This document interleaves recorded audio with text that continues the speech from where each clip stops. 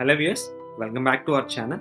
నేను మీ నరేంద్రాని. మన వివెల్త్ private limited కంపెనీని రిప్రజెంట్ చేస్తున్నాను. నేను ఒక సర్టిఫైడ్ ఫైనాన్షియల్ ప్లానర్.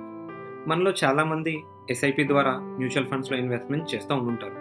సో ఈ ఎస్ఐపి చేస్తున్న వాళ్ళకి నేను ఇప్పుడు చెప్పబోతున్న సినారియో ఆల్రెడీ మీరు ఎక్స్పీరియన్స్ అయ్యి ఉంటారు. అంటే మీరు మార్కెట్స్ పెరుగుతూ ఉన్న టైంలో కనుక మీ ఎస్ఐపి ఇన్స్టాల్మెంట్ ఇన్వెస్ట్మెంట్ జరుగుతూ ఉంటే మీకు తక్కువ యూనిట్స్ రావడము, అదే మార్కెట్స్ మీకు తక్కువలో ఉన్నప్పుడు మీ ఎస్ఐపి ఇన్స్టాల్మెంట్ హిట్ అవ్వడం వల్ల మీరు ఎక్కువ యూనిట్స్ రావడము గమనిస్తూ ఉంటారు. అంటే సింపుల్గా చెప్పాలి అంటే మీకు మార్కెట్ తగ్గుతున్నప్పుడు ఎస్ఐపి ద్వారా మీరు యూనిట్స్ అక్యుములేషన్ ఎక్కువ చేసుకోవడం అవకాశం దొరుకుతుంది.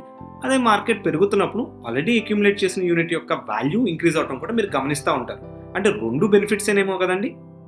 సో ఈ ఎస్ఐపిలో ఉన్న బెనిఫిట్ని మనం లాంగ్ టర్మ్లో కంటిన్యూ చేయడానికి ఏదైతే ఒక హర్డిల్ మనల్ని ఆ జర్నీ కంటిన్యూ చేయకుండా ఆపుతుందో ఆ హర్డిల్ ఏంటిది, అసలు మార్కెట్లో ఇన్వెస్ట్మెంట్స్ ఎట్లాంటి మార్కెట్ సిచ్యువేషన్స్ ఉన్నప్పుడు మనం కంటిన్యూ చేయడం వల్ల లాభం అవుతుంది, అండ్ ఏ ఒక పొరపాటు అయితే మనం చేయకూడదో ఆ పొరపాటు చేయడం వల్ల మనం ఏం కోల్పోబోతున్నాము అనేది ఇవాల్టి వీడియోలో నేను డిస్కస్ చేయబోతున్నానండి. అండ్ మీలో ఎవరికైనా సరే ఎస్ఐపి రిలేటెడ్ ఏం క్వశ్చన్స్ ఉన్నా సరే మీరు కామెంట్ సెక్షన్లో మీ క్వశ్చన్ని పోస్ట్ చేయొచ్చు. అండ్ మీలో ఎవరైనా ఎస్ఐపి స్టార్ట్ చేయాలనుకుంటే ఈ కింద స్క్రోల్ అవుతున్న నెంబర్కి మీరు కాంటాక్ట్ చేయొచ్చు.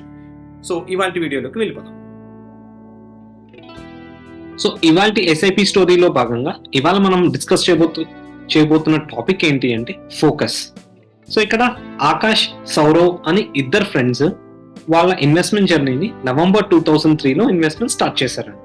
సో ఇన్వెస్ట్మెంట్ కంటిన్యూ చేస్తూ ఉండగా 2008లో సబ్ప్రైమ్ క్రైసిస్ రావటం వల్ల మీకు చాలా మందికి గుర్తుంటే కనుక ఐటీ జాబ్స్ పోవడం, సో మార్కెట్స్ ఆల్మోస్ట్ 50%, 55% కరెక్ట్ అవటం ఇలాంటివి జరిగినాయి. ఆ టైంలో ఆకాష్ ఈ పానిక్ కి గురి అయ్యి తన ఇన్వెస్ట్మెంట్ ని 2 years హోల్డ్ చేశాడండి.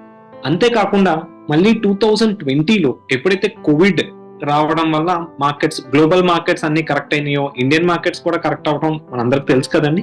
సో ఆ టైంలో కూడా తన ఇన్వెస్ట్మెంట్ కి భయపడి, ఆ మార్కెట్ కండిషన్స్ కి భయపడి తన ఇన్వెస్ట్మెంట్ ని హోల్డ్ చేశాడు.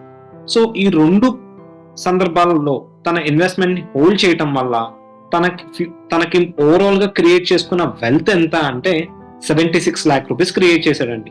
మరి ఎవరైతే ఈ త్రూఅవుట్ 20 years ఎటువంటి మార్కెట్ కరెక్షన్స్ కి, మార్కెట్ న్యూస్ కి రియాక్ట్ అవ్వకుండా డిసిప్లిన్ గా ఇన్వెస్ట్మెంట్ చేసుకుంటూ వస్తున్న సౌరవ్ ఉన్నాడో, తన వెల్త్ మీరు చూసినట్టయితే కనుక హీ క్రియేటెడ్ 91 lakhs వెల్త్ అండి. సో ఇది ఇంకొంచెం డీటెయిల్ గా మనం గమనిస్తే, సో ఆకాష్ ఏదైతే ఈ 20 year పీరియడ్ లో 2 సార్లు మార్కెట్ కరెక్షన్స్ వచ్చినప్పుడు తన ఇన్వెస్ట్మెంట్ ని హోల్డ్ చేశాడో, కంటిన్యూ చేయకుండా ఆపాడో, సో దానివల్ల తన ఓవరాల్ వెల్త్ 76 lakhs అయింది. వెరస్ సౌరవ్ వచ్చి 91 lakhs అక్యుములేట్ చేయడం జరిగిందండి. సో ఇక్కడ మీరు గమనిస్తే ఇనీషియల్ గా ఎప్పుడైతే వాళ్ళిద్దరు 2003లో 10,000 ఈచ్ ఎస్ఐపి స్టార్ట్ చేస్తున్నారో, till 2008 there is no gap between their both wealth.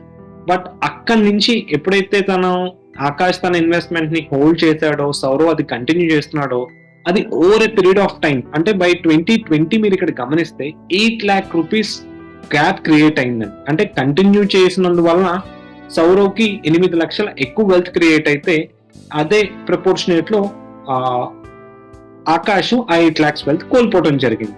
But అక్కడి నుంచి నెక్స్ట్ 3 years లోనే ఈ గ్యాప్ కాస్త 15 lakhs గ్యాప్ అయిందండి. సో ఓవర్ పీరియడ్ మీరు గమనిస్తే కనుక ఎప్పుడైతే మనం ఇన్వెస్ట్మెంట్ ని డిసిప్లైన్డ్ గా, మార్కెట్ కరెక్షన్స్ కి సంబంధం లేకుండా మనం గోల్ ఓరియంటెడ్ గా ఇన్వెస్ట్మెంట్ ని స్టార్ట్ చేసి కంటిన్యూ చేస్తూ ఉంటాము, సో మన లాంగ్ టర్మ్ వెల్త్ అనేది కొంచెం ఎక్కువ క్రియేట్ అవడానికి ఛాన్స్ ఉంటుందండి. సో హోప్ ఈ వీడియోలో షేర్ చేసిన కంటెంట్ మీకు మీ ఫ్యూచర్ ఇన్వెస్ట్మెంట్ డెసిషన్ తీసుకోవడానికి హెల్ప్ అవుతుందని భావిస్తున్నాం. Keep watching. If you like the content in the video, please like and share the video and subscribe to our YouTube channel. If you need any personal appointment, do call us to the below number.